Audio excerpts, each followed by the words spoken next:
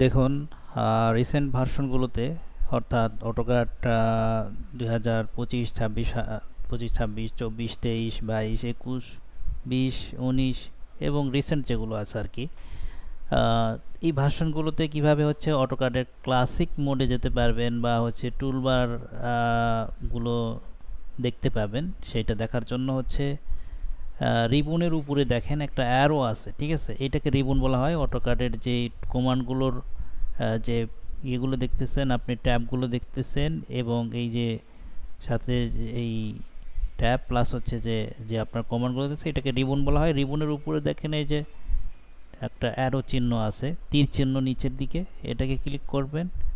তারপর হচ্ছে দেখেন নিচের দিকে শো মেনু বার, ক্লিক করে দেন।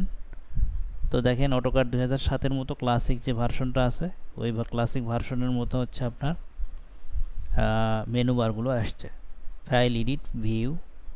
তো এই টুলসে আমি ক্লিক করে দিব। তারপর হচ্ছে টুলসে টুলবার্স আছে 3 নম্বর অপশনে, টুলবার্সে ক্লিক করেন অটোক্যাড। দেন হচ্ছে আপনার এখানে যে টুলবারটা দরকার সেই টুলবার, যেমন হচ্ছে ড্র। তো ড্রটা এখানে চলে আসছে অটোমেটিক্যালি। তো আবার হচ্ছে এখন কিন্তু আবার এখানে বারবার যাওয়ার দরকার নেই। টুলসে আপনার এই টুলবারে এখানে অটোক্যাড, এখানে বারবার যাওয়ার দরকার নেই। জাস্ট আপনি এই ডান বাটন ক্লিক করবেন এই টুলবারের উপরে।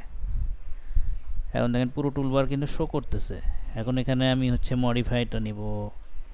মডিফাই কোথায়? এই যে মডিফাই। তারপরে এখানে আমি ডান বাটন ক্লিক করি। যেমন হচ্ছে যদি আমাদের ভিউ পোর্ট দরকার হয় তাহলে এই ভিউ পোর্টে ক্লিক করে দিব, ঠিক আছে? দেখেন এই ভিউ পোর্টটা চলে আসছে এখানে। তা আমি এখানে রেখে দিচ্ছি, এখানে গ্যাপ আছে, রেখে দিচ্ছি। দেন হচ্ছে আপনার যদি ডাইমেনশন দরকার হয়, মানে যদি আপনার এই ক্লাসিক মোডে ইউজ করে অভ্যস্ত হয়ে যান, তাহলে এইভাবে আপনি টুলবারগুলো দেখতে পাবেন। কোথায় সাজিয়ে রাখবেন এটা আপনি নিজে নিজে ঠিক করবেন। এরপর হচ্ছে আপনার স্ট্যান্ডার্ড টুলবার। স্ট্যান্ডার্ড টুলবারটা হচ্ছে ক্লাসিক মোডে থাকে। তারপর হচ্ছে আপনার